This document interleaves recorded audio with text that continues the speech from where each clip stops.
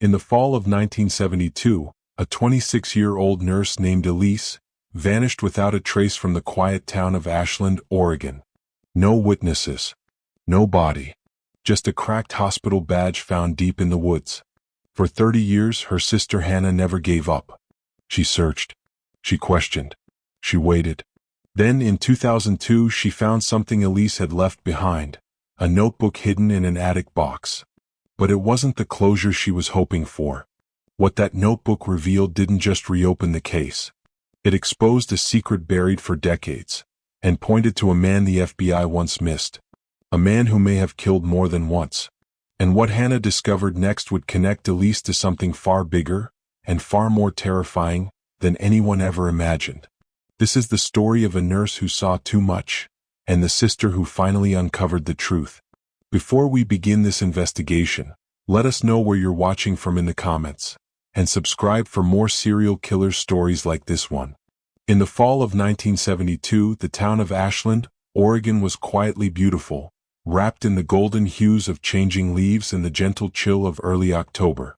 Nestled between the Rogue Valley and the Siskiyou Mountains, Ashland was known for its tight-knit community, Shakespeare festivals, and a sense of peace rarely disturbed by crime. That tranquility was what had drawn Elise, a 26-year-old nurse, to the town just 2 years earlier. She had moved from Eugene after completing her nursing degree at the University of Oregon, eager to make a difference in a small-town hospital. At Ashland Community Hospital, she quickly became known for her gentle voice, calm demeanor, and ability to comfort patients even in the most desperate situations.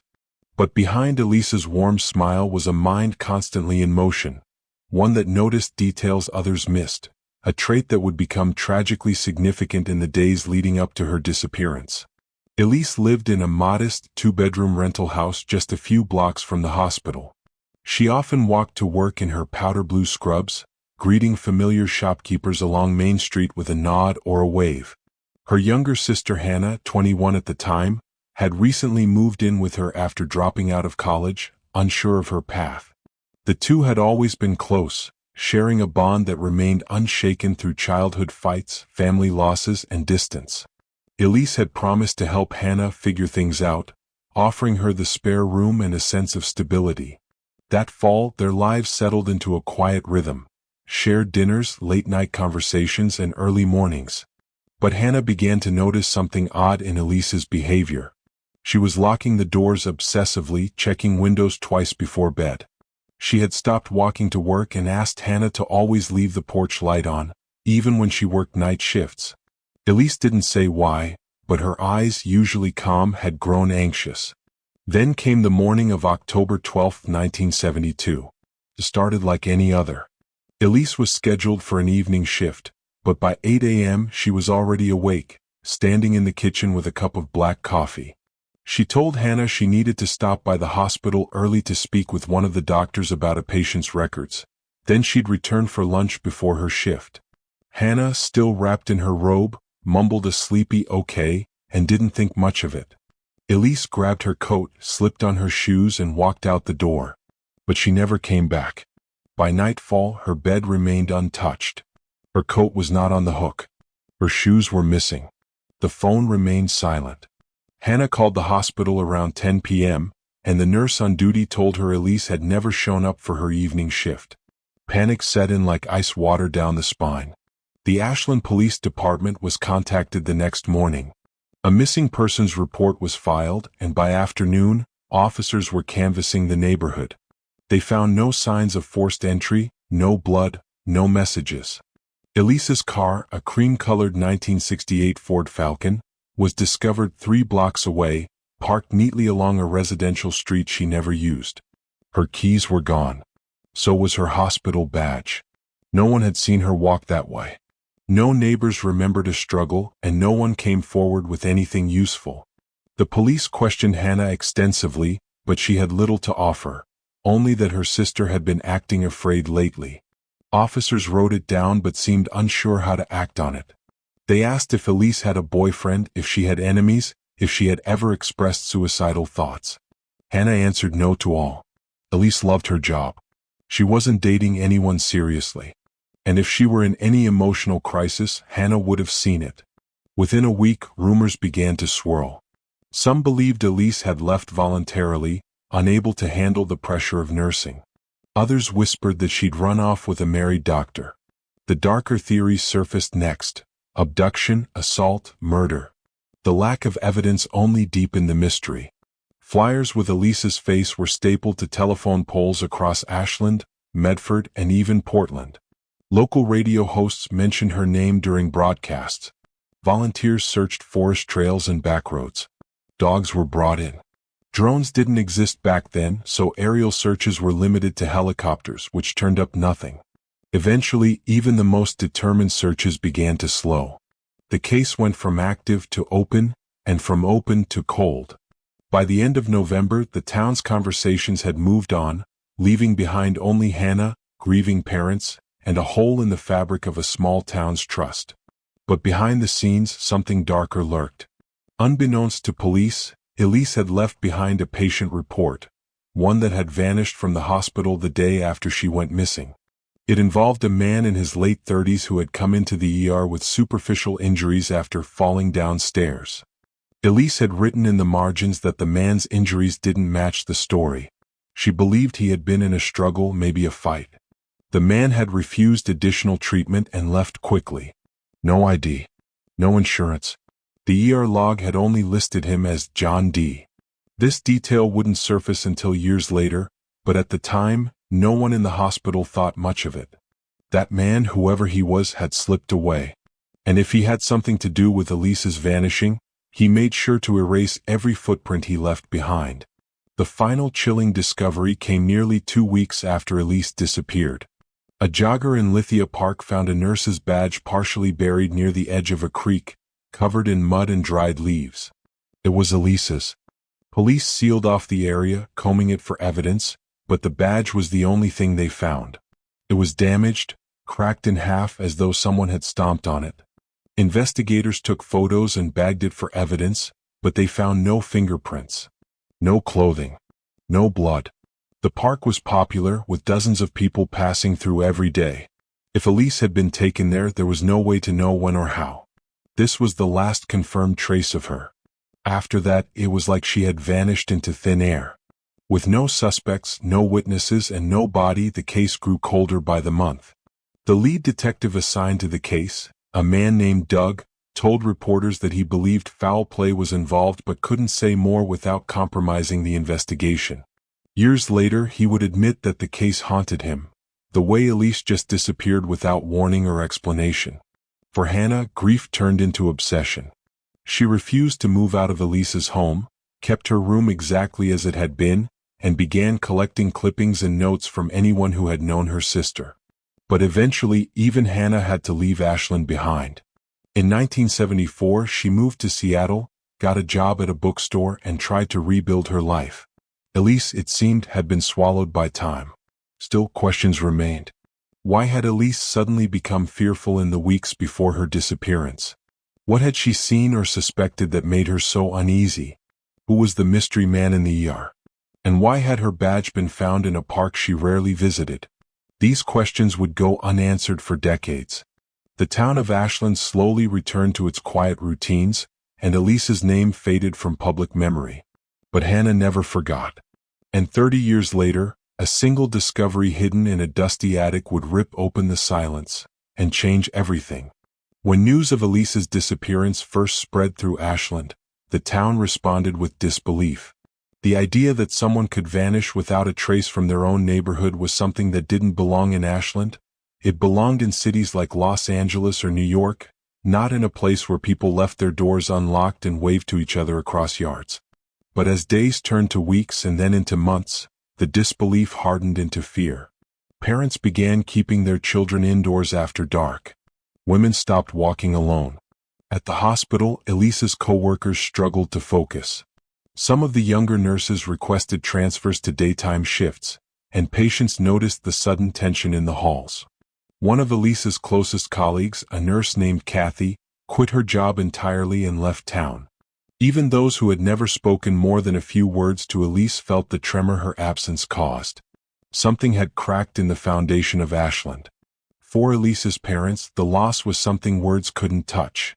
Her father, a retired school principal, became quiet and withdrawn, taking long drives along Highway 5 for hours at a time just to feel like he was moving. Her mother stopped baking, stopped gardening, and eventually stopped answering the phone. They stopped hosting Sunday dinners, and their house on Hillview Drive became known as the quiet one with the drapes always drawn. The absence of closure was like a wound that refused to heal. No funeral, no body, no final words, just a long, endless waiting. Meanwhile, Hannah tried to hold herself together. At only 21, she found herself shoved into the role of the family communicator, speaking with detectives, reporters, and strangers who claimed to have seen Elise. Some leads were hopeful. Others were cruel hoaxes. Once, a woman called claiming Elise was alive and living under a new name. That turned out to be a mentally unstable prank. It broke Hannah's heart all over again. Detective Doug kept the case open longer than most would have. He was known around town as an honest man, stubborn, patient, and dogged when it came to justice. But he was also facing pressure from a department that didn't have the resources for a long-term search. By early 1973, even he had to admit they were chasing shadows. He told Hannah they needed something new, anything, to keep the case alive. A new tip, a found item, a credible witness. But months passed and no such break came. He visited Elise's home one final time before closing the active investigation. He stood in her bedroom doorway, looking at the neatly made bed, the calendar still pinned to the wall from October, and the small ceramic angel on her nightstand. "I'll keep her file on top," he told Hannah. And he meant it. But in reality, the case was fading. He retired 5 years later. Elise's name was boxed away with dozens of others. Despite the silence, Elise's case began to take on a strange afterlife in Ashland's local memory. Children who grew up in the area learned her story like a campfire ghost tale. Don't walk Lithia Park alone, remember the nurse. In high school, kids dared each other to walk past Elise's old house after dark, whispering that the killer still lived in town. Some believed Elise had never left, only that her body was buried somewhere in the woods. Others said she had been kidnapped by a cult. The most persistent myth was that Elise had discovered something at the hospital, something big enough to get her killed. Nurses who had worked with her dismissed the theory, but it stuck. Urban legends wrapped themselves around her story like ivy. Every few years, a reporter would write a feature about Ashland's unsolved mystery, and for a moment her name would float back into public conversation. But then it would fade again, replaced by new headlines and newer tragedies. The emotional anchor of the story, however, never let go. For Hannah, the loss of her sister defined her entire adult life. She moved to Seattle, but she couldn't escape Elise. Every hospital reminded her of the one in Ashland. Every nurse she saw in uniform made her pause. She developed a habit of reading crime reports obsessively, searching for patterns or details that echoed Elise's case. She tried therapy. It helped with the grief, but not with the unanswered questions. In her late 20s, she briefly became involved with a local crime victims advocacy group. She gave one public talk, speaking about the toll of unsolved cases on families. A reporter who attended called her resilient. But Hannah didn't feel resilient. She felt haunted. She avoided holidays, birthdays, and anything that involved group celebration. And each year, on October 12th, she lit a candle in Elise's memory. It was the only ritual that gave her any comfort. One of the most heartbreaking effects of Elise's disappearance was how it splintered her family. Her parents never recovered emotionally. Her mother's health declined, and by the early 1980s, she had been diagnosed with early-onset dementia. Her father passed away from a heart attack shortly after. Hannah, still in her 30s, found herself standing alone at both funerals. No closure. No answers. Just the void Elise had left behind. In time, Hannah stopped speaking about Elise. Most of her new friends in Seattle didn't even know she had a sister. It was easier that way. She kept her past tucked away in a box. Literally. A cardboard box marked Elise, filled with letters, photos, and newspaper clippings. She stored it in the attic of her small house and rarely opened it. Life moved on. She worked, made friends, dated. But inside there was always a pause. A moment where her mind drifted back to that October morning in 1972, and everything that came after. Then, in the summer of 1995, over 2 decades after Elise vanished, something strange happened. Hannah was working part-time at a local bookstore when a man came in asking for true crime titles. He was tall, maybe late 50s, with a soft-spoken voice and long coat. When Hannah asked what case he was interested in, he replied, "Just old ones. Cases no one cares about anymore." There was nothing obviously wrong with him, no sign of threat. But something about his voice made her skin crawl. After he left, she couldn't stop shaking. She told her coworker she needed to go home early. That night, she dug out the old box marked Elise and sat on the floor of her living room for hours, sorting through old photographs and notes. She didn't know why that man had triggered her memory. He didn't look like anyone she remembered. But something about his presence told her Elise's story wasn't over. Despite that unsettling encounter, life pressed on. Hannah tried to dismiss it. She told herself she was just tired, that her mind had linked the man to Elise because of the topic. But deep down she felt something shift. She started reading through her old notes again, revisiting places in Elise's file that she hadn't looked at in years. She made a few calls to the Ashland Police Department, but the cold case unit had long been disbanded. A younger officer offered to pull the file if she wanted to come in person. She considered it, but work and life kept getting in the way. Still, she couldn't let go of the feeling that something was buried just beneath the surface, some truth that had gone unnoticed for decades. And then, almost 30 years to the day after Elise disappeared, Hannah decided to clean out her attic. What she found there would change the case forever.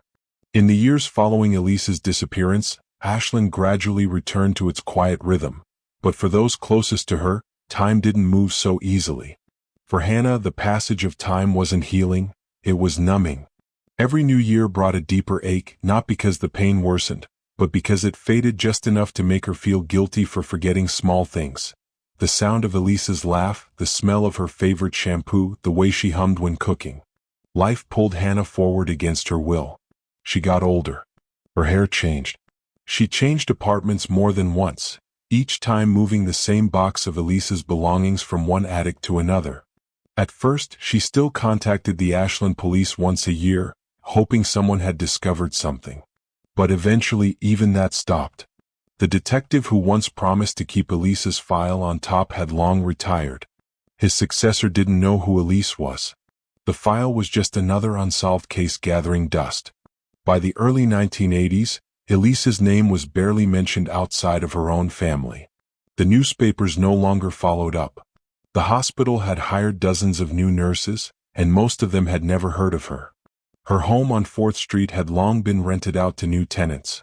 No plaque, no marker, just a small 2-bedroom house with no memory of who had once lived there. Hannah visited Ashland only twice after her parents died. Both times she stayed in motels, avoiding the street entirely. The first time was in 1984. She walked through Lithia Park with a lump in her throat, passing the very creek where Elise's cracked badge had been found. The park was quiet that day, with only a few joggers and a couple walking a dog.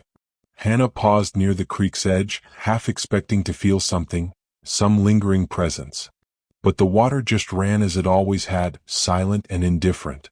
It was as if Elise had never existed. In Seattle, Hannah built a life that looked whole from the outside. She managed a small local bookstore and was known for her quiet warmth and careful attention to detail. She developed a circle of friends, most of whom didn't know much about her past. She rarely dated seriously. The few times she did, it ended the same way, when the question of family came up and Hannah went quiet. How do you explain to someone that your sister disappeared and that no one ever found her? How do you explain the weight of that silence, the way it settles into your bones? She carried that silence with her like a second skin. It made her attentive to others' pain but hesitant to share her own. She journaled sometimes.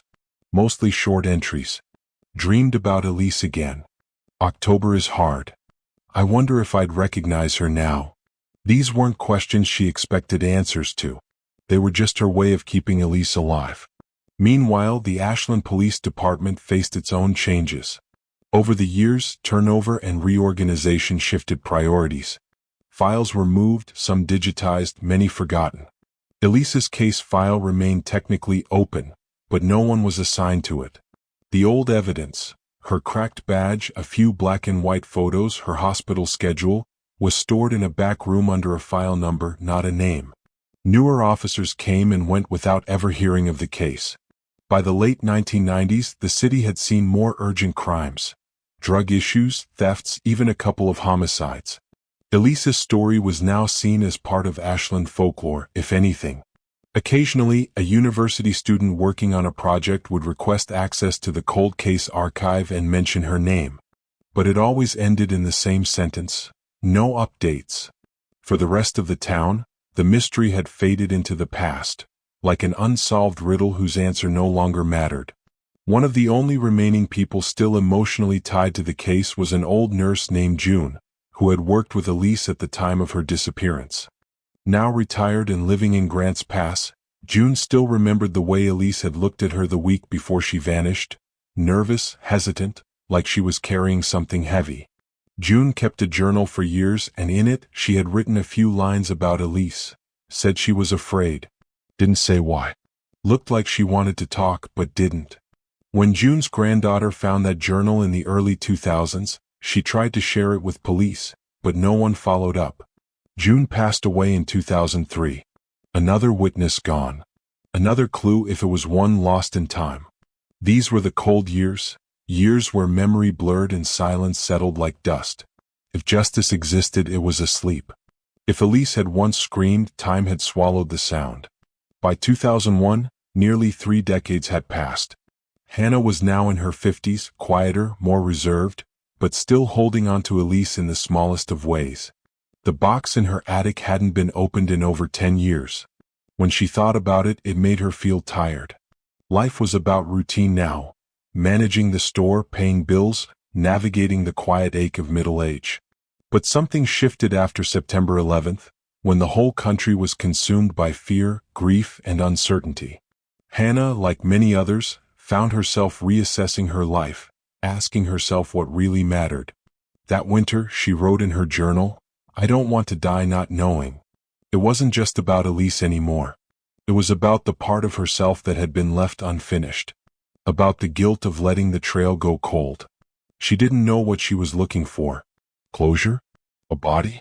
A name? Or maybe just a sign that Elise had mattered, that her life hadn't just disappeared. In early spring of 2002, Hannah decided to clean out her attic. It wasn't dramatic. She wasn't expecting anything.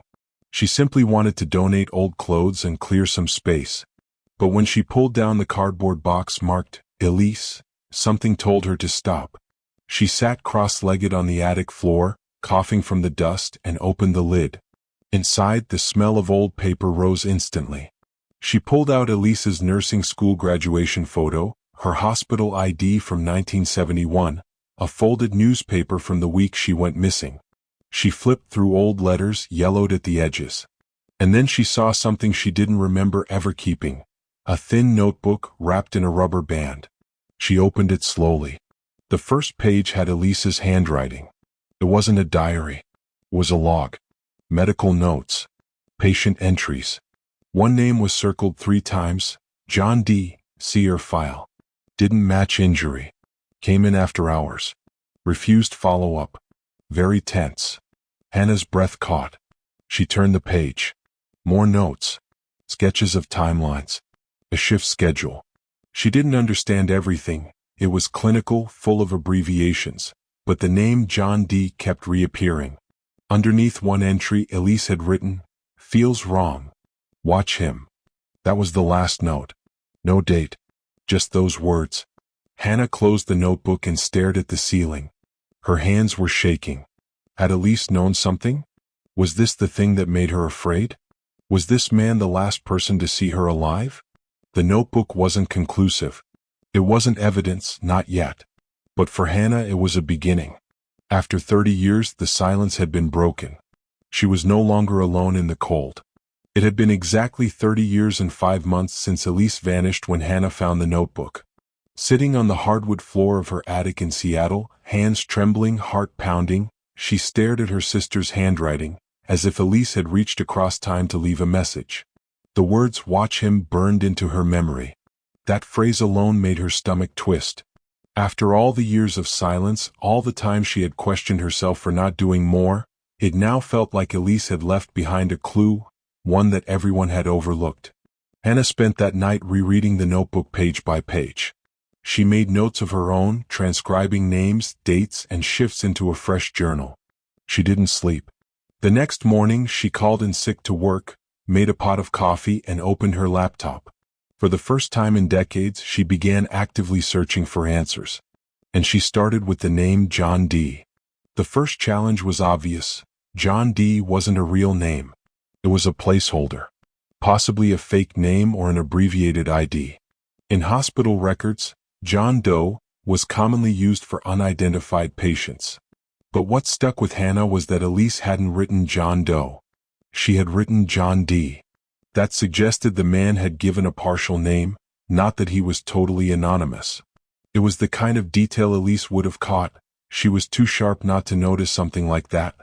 Hannah started searching online for any local news stories, medical incidents, or arrests involving someone named John D., or variations of it, around October 1972. She didn't expect to find much. And at first she didn't. But something about the act of digging again gave her a kind of purpose she hadn't felt in years. It reminded her of who she had once been, the girl who wouldn't let go, the sister who still believed answers were possible, even if buried under decades of dust. 2 days into her search, Hannah did something she hadn't done since the 1980s. She called the Ashland Police Department. A new receptionist answered, cheerful and oblivious. Hannah explained who she was and asked if she could speak with anyone assigned to cold cases. "Well, we don't really have a cold case team right now," the woman replied. "But I can pass your message to someone in investigations." Hours later, a younger detective named Mark called her back. He sounded polite but skeptical, probably assuming she was a bored amateur sleuth chasing ghosts. But when Hannah mentioned she was the sister of Elise, his tone changed. "We still have the file," he said quietly. "I've read it. It's one of those cases everyone here's heard about." "I'm sorry." She told him about the notebook, about the man listed as John D. Mark asked if he could see it in person. Hannah offered to drive down. "Give me a week," she said. "I'm coming home." When Hannah arrived in Ashland the following week, everything felt familiar and foreign at once. The town had changed.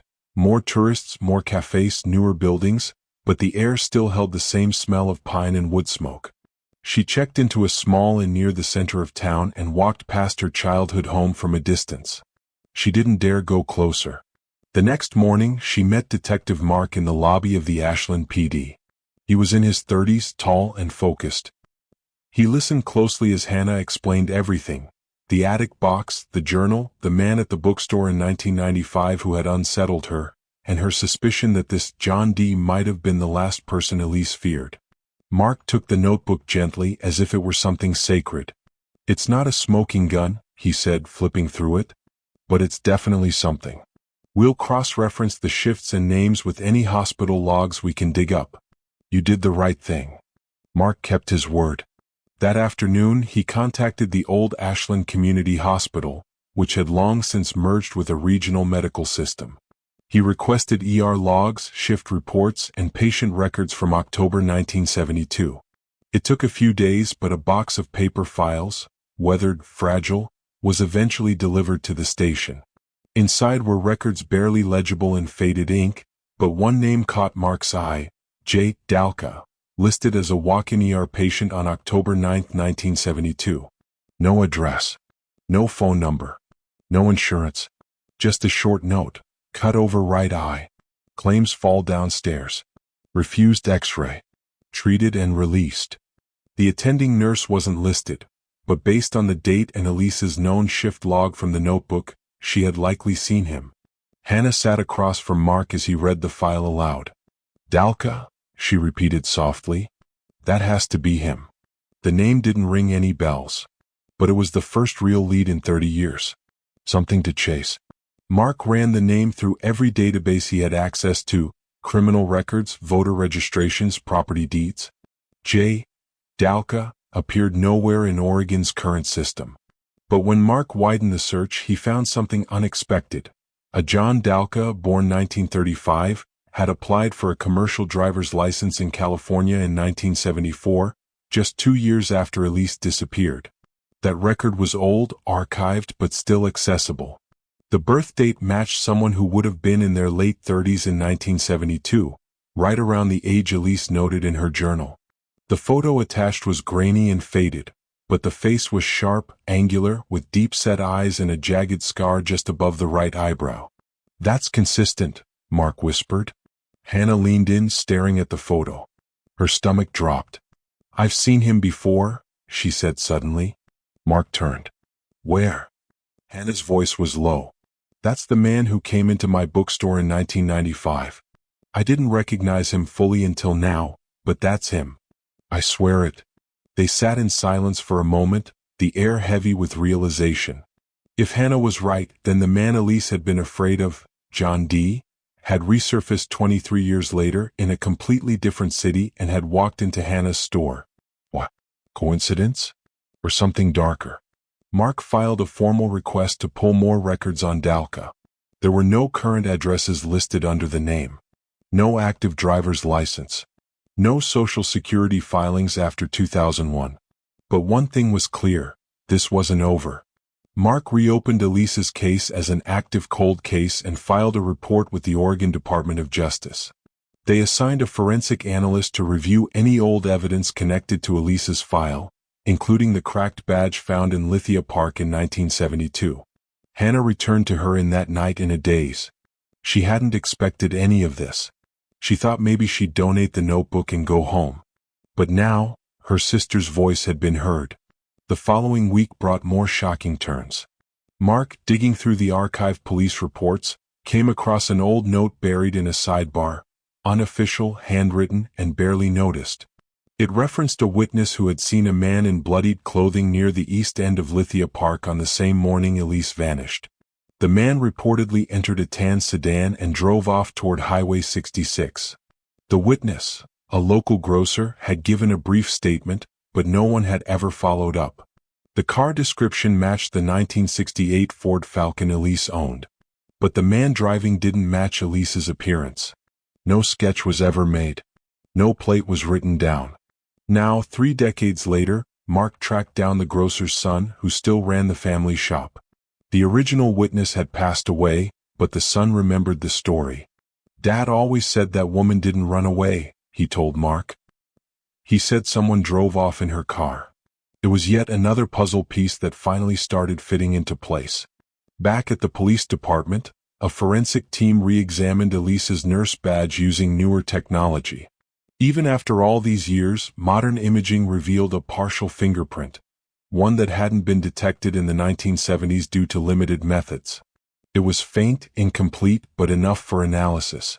The print was run through AFIS, the Automated Fingerprint Identification System. It didn't return a current match, but the print was stored and flagged for future reference. More importantly, the badge was now linked to a male fingerprint, not Elise's. Not any officer's. That single print, left behind by mistake, had survived the elements for 30 years. And now it might just be the thing that tied everything together. When Mark called Hannah to tell her, she cried, not because it solved the case, but because it proved Elise hadn't imagined the danger. She had been right to be afraid. She had been trying to tell someone.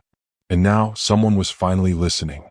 Reopening a case after 30 years wasn't as simple as picking up where they left off. Detective Mark knew that. Files were scattered, many people involved were retired or deceased, and evidence handling in 1972 was nothing like today.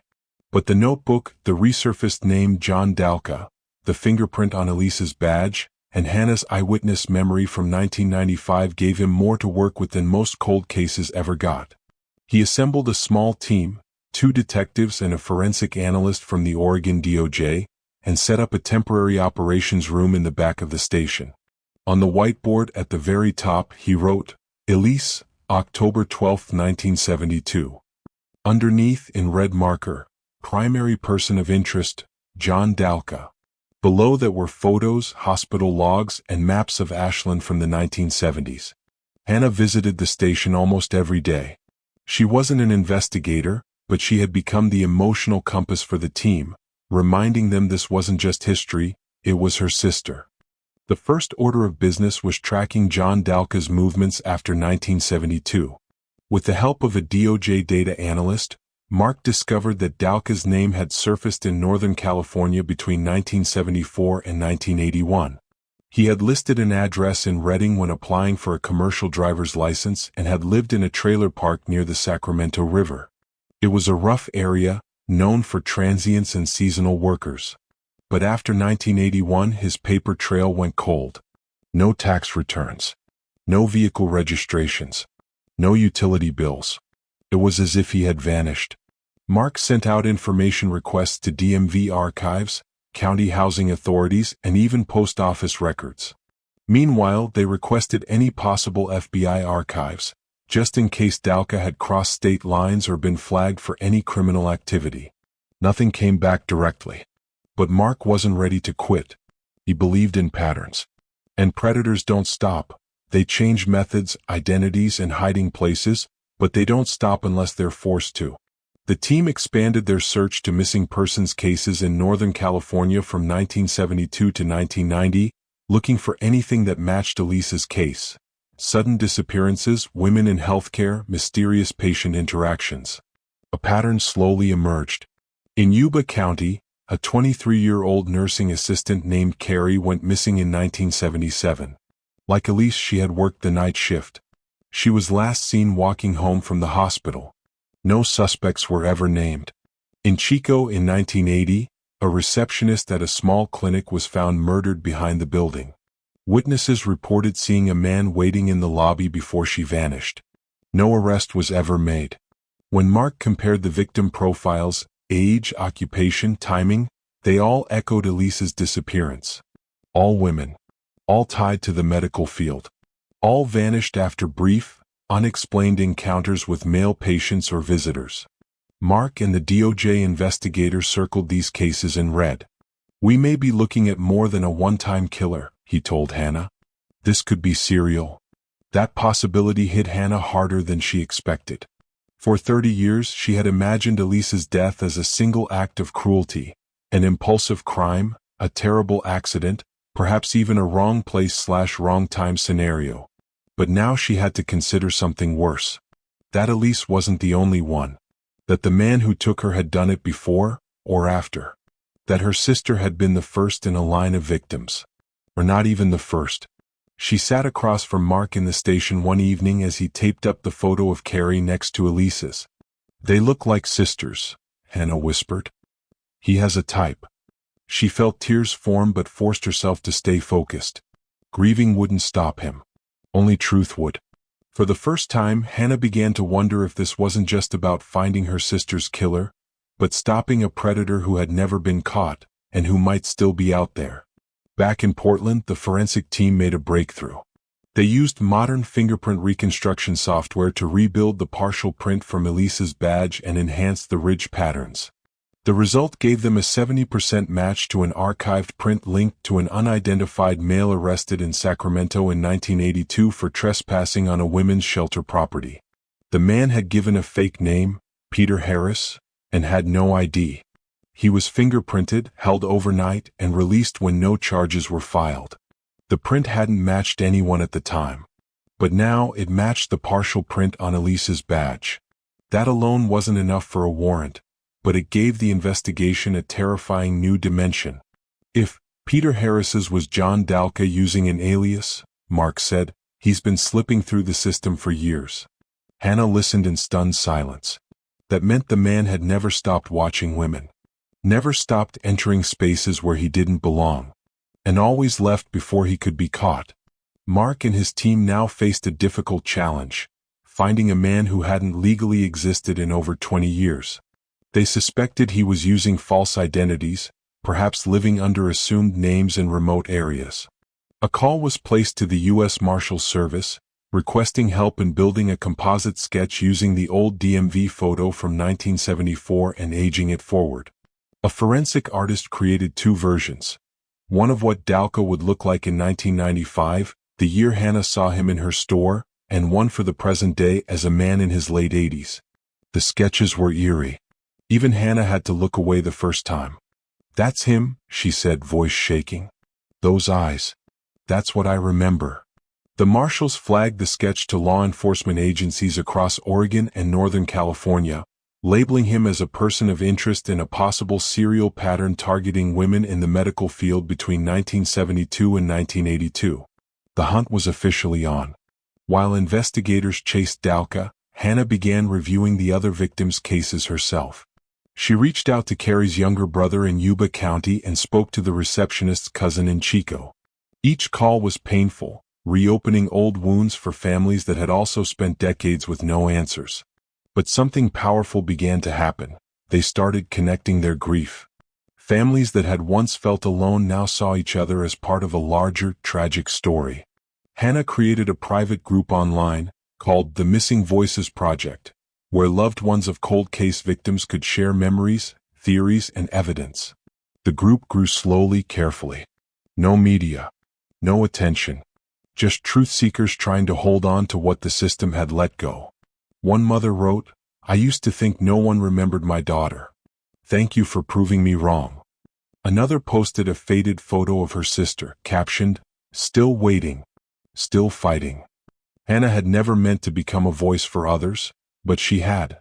Meanwhile, Mark tracked down a name that kept surfacing in old employment files connected to Dalka's last known address. A Ron Lasker who had once shared a P.O. box with Dalka in Redding. Lasker was still alive, living in a nursing home near Mount Shasta. Mark drove out to interview him. Lasker was frail but lucid. When shown the aged sketch of John Dalka, he paused for a long time, then said, "We called him Johnny. He was quiet. Kept to himself. Didn't talk much. Worked odd jobs." Mark leaned forward. "Did you know his last name?" Lasker shrugged. "He told people Dalka. But I think he changed it. Once said he used to live in Oregon. Said he didn't like hospitals." When asked why, Lasker replied, "He said they were nosy. Always asking questions." That detail hit Mark like a punch. Elise had asked questions. She had written her suspicions. She had watched him. And someone made sure she couldn't speak again. Back in Ashland, the case began attracting quiet attention. The Oregon DOJ sent a representative to review the files. The local DA was briefed. No formal charges had been filed yet, but the walls were closing in. They had a partial fingerprint, a name trail, a pattern of victims, an eyewitness, a suspect using aliases, and now, a living associate who had remembered him by the name Dalka. The puzzle was coming together piece by piece. But time was running out. If Dalka was alive, he'd be in his late 80s now. If dead, they needed proof. Mark looked at Hannah one afternoon and said, "If he's out there, we're going to find him. If he's not, we'll find where he went." Hannah nodded, tired but determined. "He's not just a ghost anymore," she replied. "He has a name. He had a face.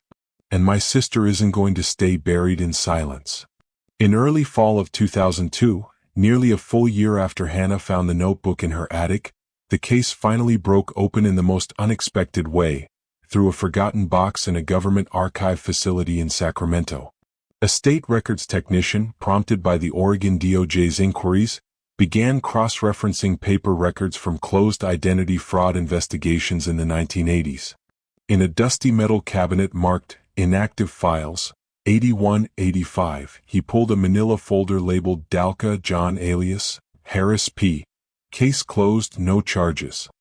Inside was a copy of a handwritten intake report, including a physical description and intake photo of the man arrested in 1982 near a women's shelter. There was also a short FBI summary note paper clipped to the back. Subject previously flagged for interest in or homicide inquiry. Flag not pursued due to jurisdictional limits. The FBI had once glanced at John Dalka's name in relation to a homicide in Oregon, and let it go. When the DOJ forwarded the full file to Mark and his team, their jaws dropped. Not only did the man in the 1982 mugshot perfectly match the aged-up sketch of Dalka, but the arresting officer had scribbled something in the margins of the booking sheet. Subject paranoid. Kept repeating, they know, she saw. Mark read it twice. He highlighted the line and showed it to Hannah the next morning. "That's him talking about Elise," she said, no hesitation. She saw something. She figured him out. And he knew it.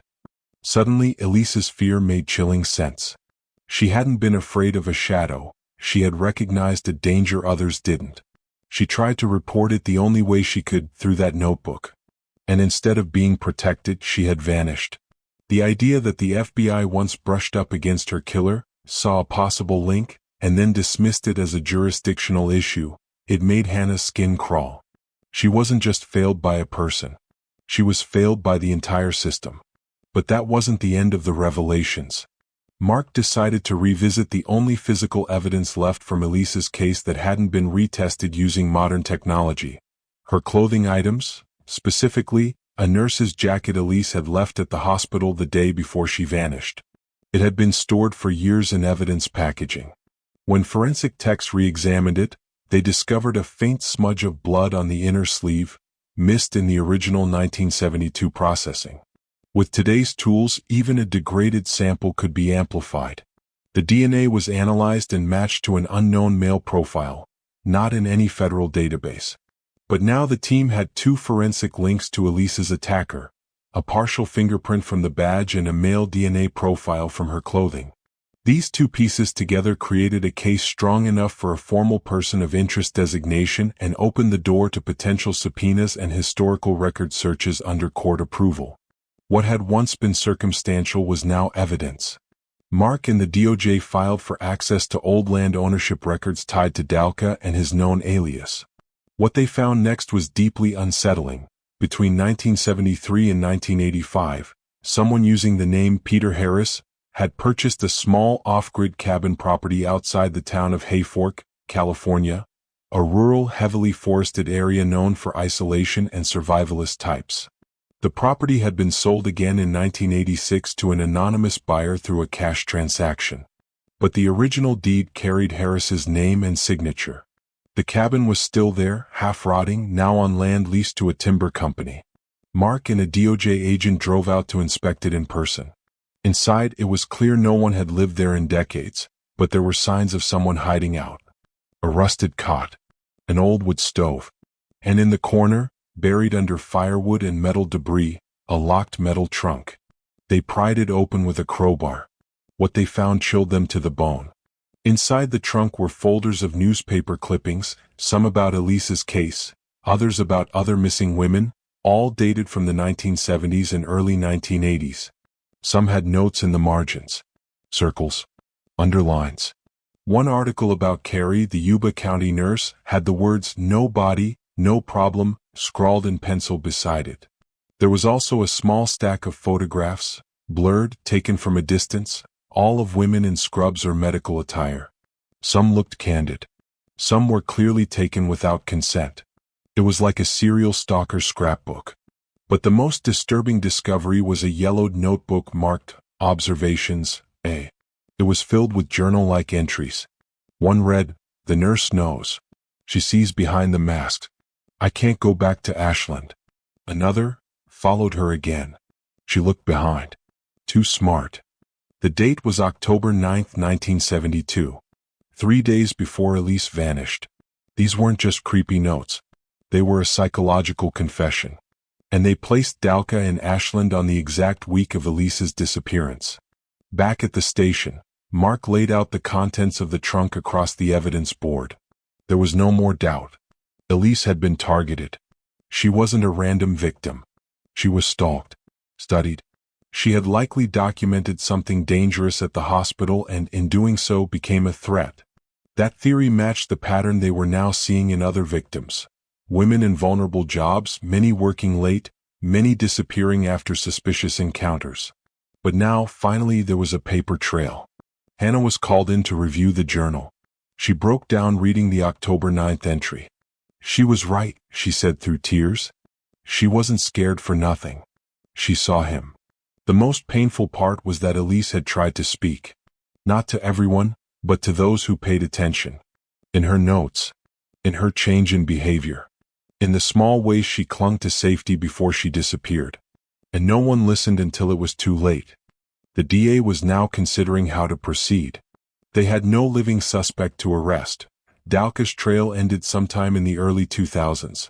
But the overwhelming volume of circumstantial and forensic evidence was building toward a posthumous prosecution or public naming. In cold cases, especially involving serial patterns, it was not uncommon to publicly declare a suspect deceased or missing once evidence became overwhelming. The office wanted more. A body, a witness, a confession. But even as they debated, Mark knew what they were looking at. This wasn't just a local murder. It was the long, winding footprint of a man who had evaded accountability across multiple states, under multiple names, and likely left more victims in his wake. He had slipped through cracks at every level: hospital records, police systems, FBI alerts, and each failure had allowed him to vanish again. But now the case was heating to a boil, and something else was about to break wide open. One of the investigative reporters following the case privately reached out to Hannah. She had been quietly working on a long-form series about unsolved murders in small towns and had stumbled across Elise's reopened case. At first, Hannah didn't want to talk. She feared the media attention would lead to conspiracy theorists and online harassment. But the journalist, named Rachel, was calm, respectful, and had already uncovered something shocking.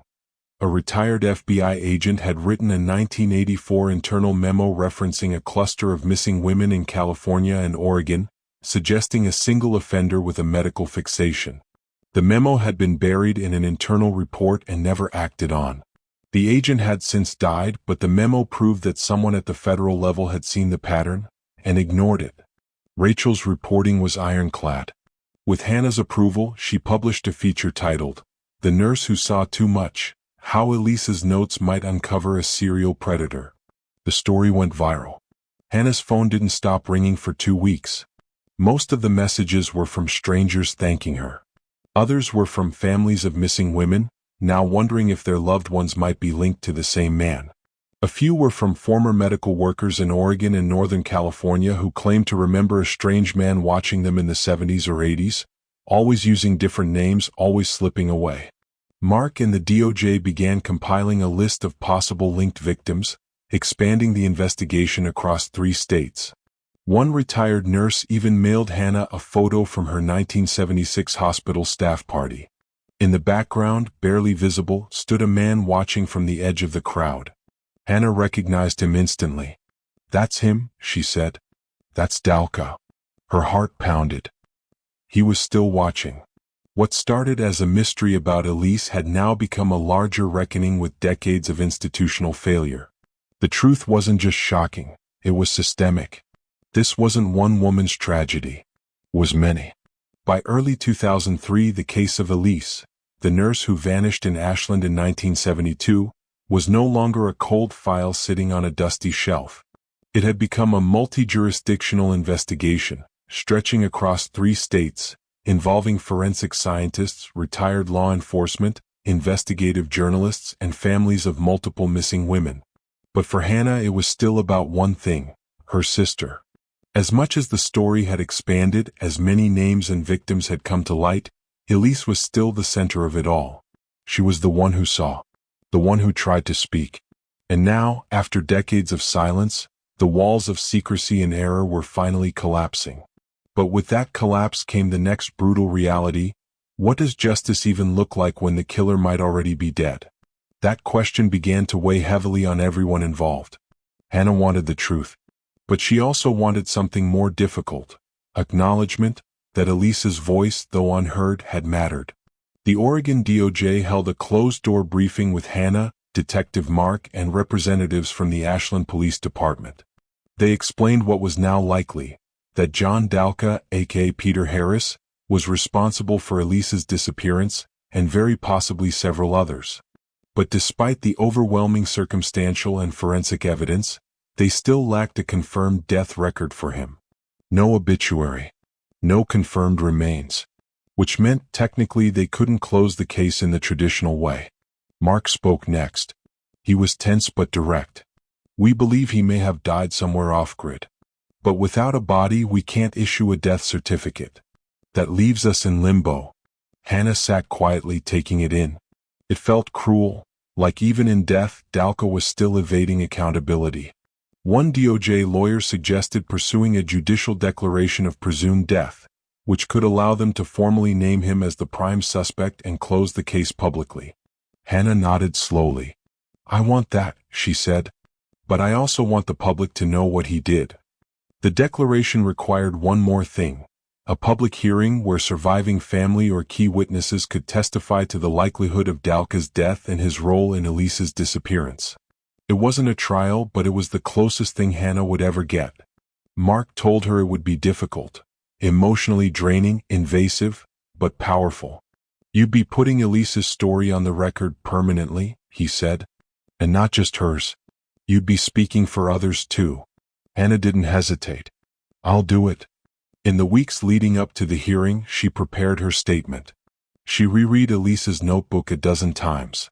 She called other families, inviting them to submit their own written statements. She worked closely with Rachel, the reporter, who helped her organize the evidence into a timeline. And when the day came, March 17, 2003, in the Jackson County Courthouse, Hannah stood in front of the judge, holding her sister's notebook in her hands, and spoke for the first time on the record. Her statement was quiet, steady, and devastating. "My sister Elise was 26 when she vanished," she began. "She didn't leave. She didn't run. She saw something and she tried to do the right thing. And for that, she was silenced." She paused to steady herself. "This notebook is all I have left of her voice. For 30 years it sat in my attic. And all that time the man who stalked her was free. He changed names. He moved towns. He may have hurt others. We may never know how many. But now, finally, I'm asking this court, and this country, to listen to what Elise tried to say." She handed the notebook to the court clerk. "Please let her speak." After she sat down, the courtroom stayed silent for a long moment. The judge nodded solemnly. Over the next hour, other family statements were read into the record. Names, dates, descriptions of missing daughters, sisters, wives. All connected now by a single shadow. When the judge issued the declaration of presumed death for John Dalka, it came with a second, more powerful statement. Based on overwhelming testimonial, forensic, and circumstantial evidence, this court finds credible and likely that the individual known as John Dalka was responsible for the disappearance and probable death of Elise in October 1972. That single sentence, after decades of silence, landed like thunder. Hannah exhaled, tears in her eyes. She hadn't expected justice to look like this. There were no handcuffs, no jail, no headline about a man being dragged into court. But she had her sister's name cleared, her truth confirmed, and most importantly, her silence broken. When the court recessed, reporters outside captured Hannah holding the aged sketch of Dalka in one hand and Elise's nurse photo in the other. "She's not just a victim anymore," Hannah said. "She's the reason he got caught, even if it took 30 years. That quote would headline newspapers across Oregon the next day. But closure isn't clean. It doesn't erase pain. In the weeks following the hearing, Hannah struggled with a deep emotional fallout. She found herself waking up in the middle of the night, heart racing, overwhelmed by everything she'd seen and said. Her therapist told her it was normal, the crash after resolution. She had lived in a state of suspended grief for so long that finally being heard felt surreal. But even harder than grief was anger, not just at Dalka but at the hospitals that failed to protect their staff, the law enforcement agencies that dismissed early evidence, and the systems that let a killer slip away because of a bureaucratic technicality. Elise had screamed on paper. The FBI had once flagged the case. And yet no one stopped him. It was a truth too painful to ignore. Hannah began journaling again, not about Elise's disappearance, but about the culture of silence that surrounded women's fear, women's intuition, and women's warnings. Meanwhile, Mark and his team began receiving new tips. Now that Dalka's name and face had been publicly released, people from across Northern California started coming forward. One man, a former logger near Hayfork, claimed he saw someone matching Dalka's appearance living in the forest as late as 1996. Another caller, a retired nurse from Eureka, said she remembered a man watching her from a car in the hospital parking lot in 1983. He never approached her, but she'd never forgotten his face. "When I saw that sketch on the news," she said, "I nearly fainted." Though none of these leads led directly to a body, they helped paint a clearer timeline. Dalka had survived past 1995, living off-grid, possibly hiding in remote areas using false names. He hadn't vanished.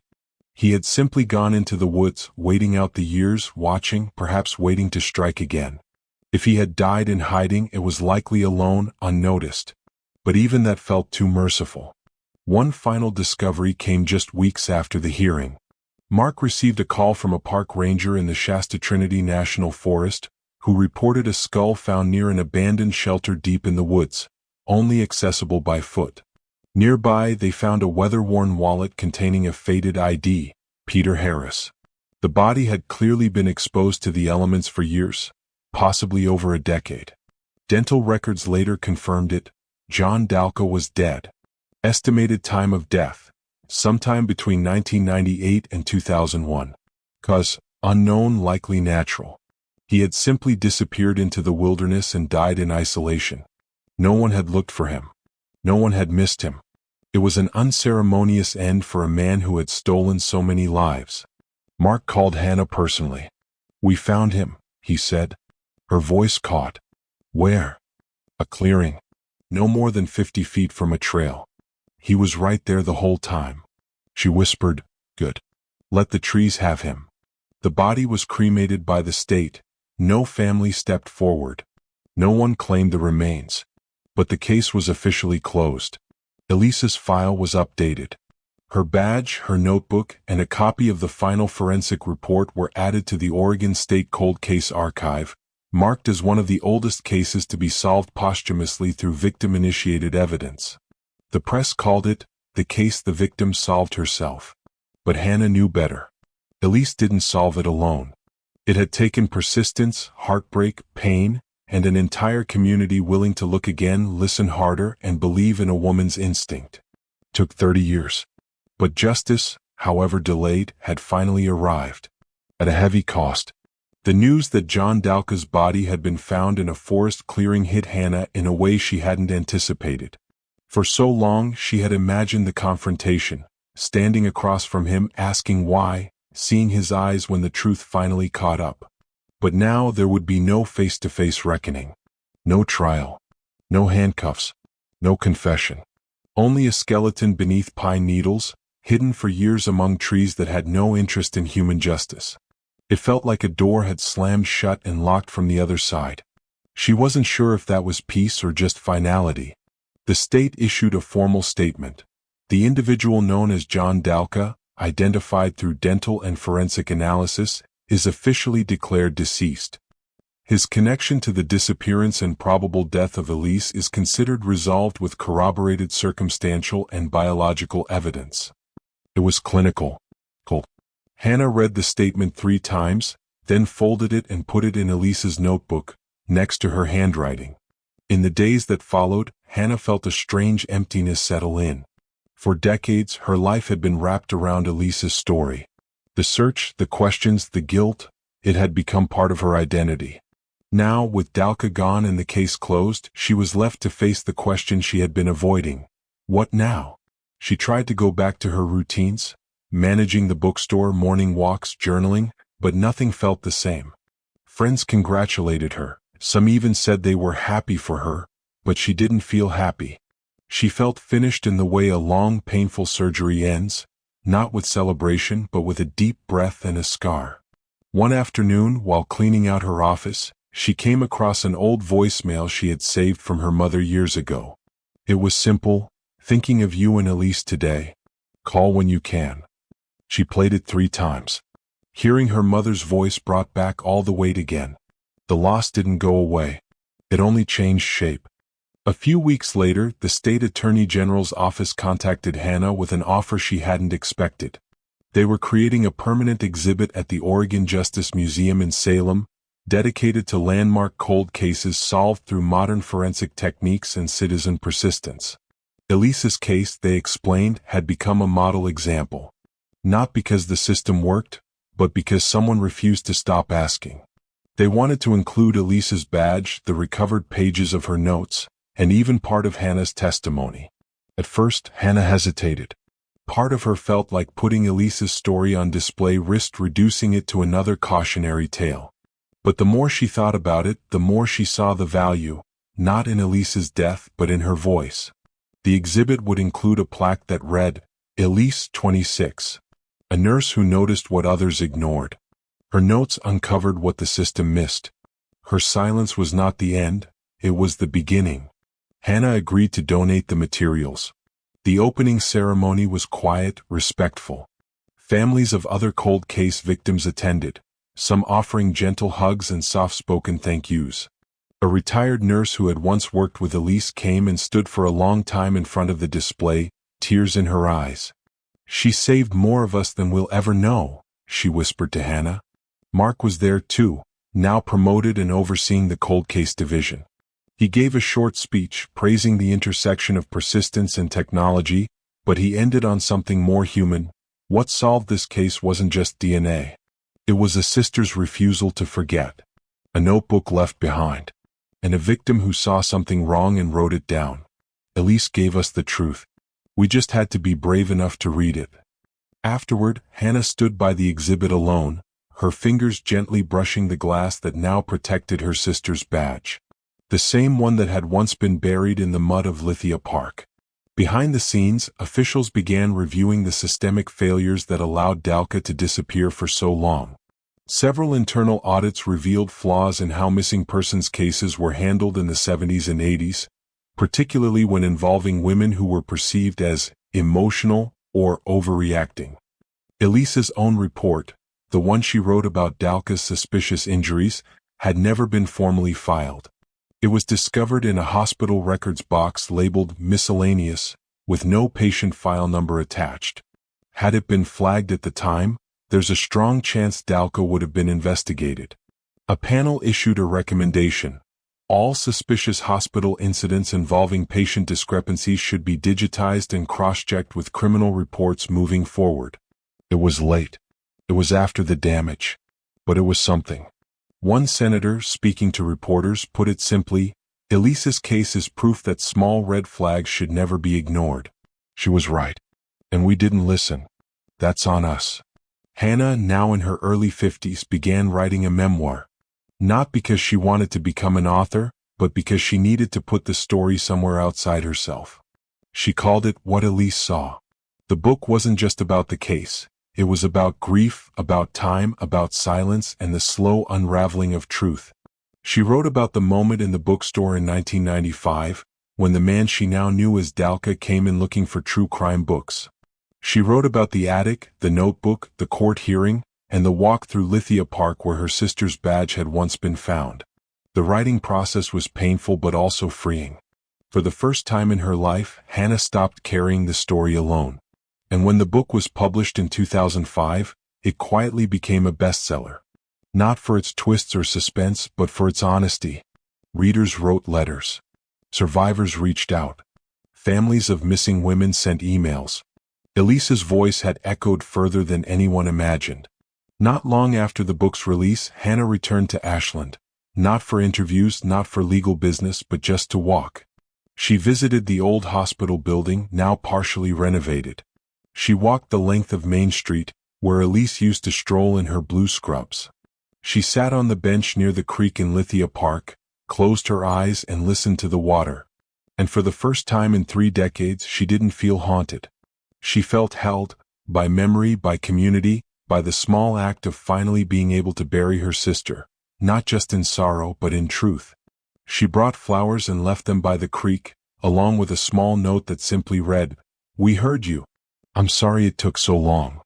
That night, back at the inn, she dreamed of Elise, not lost, not running, but walking through the woods toward the light, calm and whole. For once, Hannah didn't wake up crying. In 2006, the Oregon legislature passed a new bill named the Elise Act, aimed at strengthening interagency communication in missing persons cases and requiring hospitals to report suspicious injuries directly to law enforcement, particularly when staff flag inconsistencies. It wasn't sweeping change, but it was targeted and meaningful. The bill passed unanimously. When Hannah was invited to attend the signing, she stood behind the governor, holding Elise's original photo. The moment felt surreal. Her sister's face, once stapled to missing posters, was now part of law. As the pen touched the paper, Hannah closed her eyes. "You mattered," she whispered. "You still do." The ripples Elise left behind had finally become waves. And though the cost had been unbearable, the legacy was unshakable. Elise had done what many couldn't. She saw the truth. She wrote it down. And now, because of her, others might be protected before it's too late. The morning of October 12, 2006 was cold and quiet in Ashland. The leaves had begun to turn again, rich golds and reds drifting down the sidewalks, just like they had 34 years ago on the morning Elise vanished. This time, though, the town wasn't silent in forgetting. It was gathering to remember. On the anniversary of Elise's disappearance, a small public ceremony was held in Lithia Park, not far from the spot where her cracked hospital badge had once been found in the mud. City officials, police officers, nurses from the local hospital, and dozens of townspeople gathered under gray skies. Hannah stood quietly among them, holding a white rose. A plaque had been installed near the edge of the creek. Simple, elegant, and powerful. It read, "In memory of Elise, nurse, sister, witness, gone but not unheard." As the ceremony began, Hannah closed her eyes and let herself feel it, not grief this time, but release. One by one people spoke. Mark, now the head of the Oregon Cold Case Unit, read a short tribute to Elise's courage. "She saw something wrong," he said. "She wrote it down." And that act, small as it seemed, was enough to tear open decades of silence.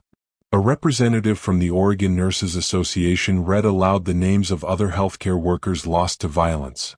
Women who, like Elise, had trusted systems to protect them and were met instead with neglect.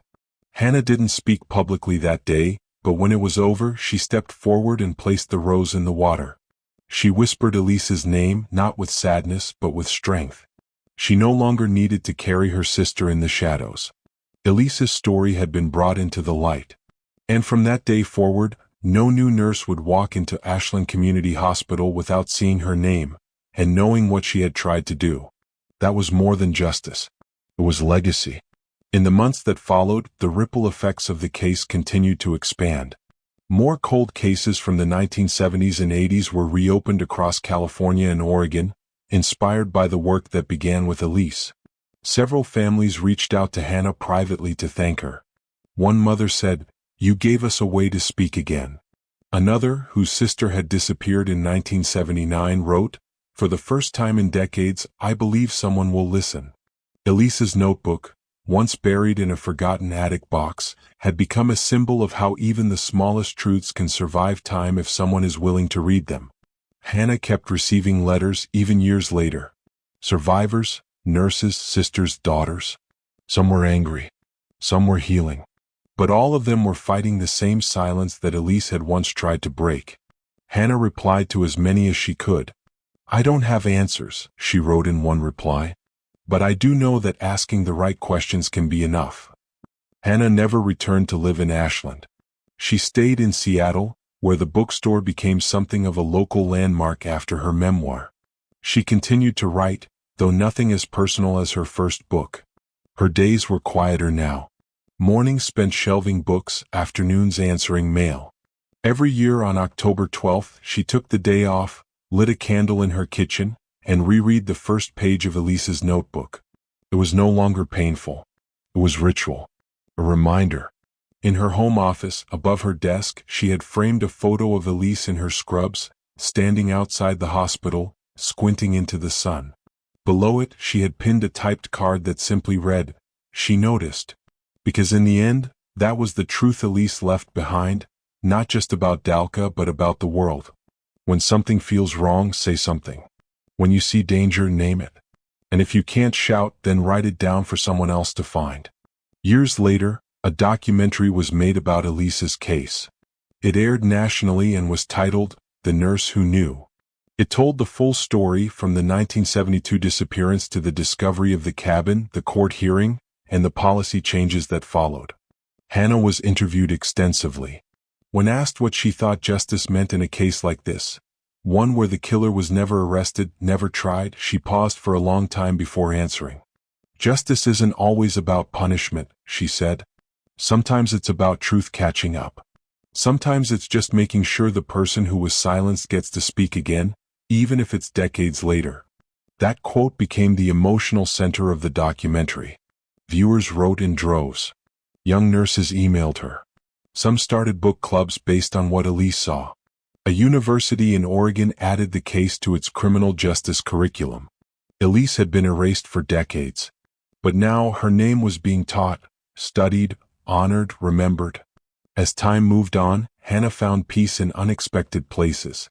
She started volunteering part-time with a local advocacy group that helped families of missing persons navigate the emotional maze of uncertainty. She never introduced herself with her backstory. She didn't need to. She just listened. Sometimes that was all people wanted. To feel heard. To be allowed to say, "I still don't know what happened," and not be met with pity or impatience. When she told people that 30 years passed before she found any answers, they often looked shocked. But she always reminded them, the truth doesn't expire. If you're still breathing, there's still time. The group began referring others to her quietly. She never sought attention. She just showed up, the way Elise had. Quiet, observant, caring. And when people asked what helped her most, she pointed to the notebook on her shelf. This, she said, because someone once wrote the truth, and that truth waited patiently until someone was ready to see it. As for the town of Ashland, Elise's story became part of its fabric again, not in hushed whispers or ghost stories, but in real education. High school students studied the case as part of a local history unit.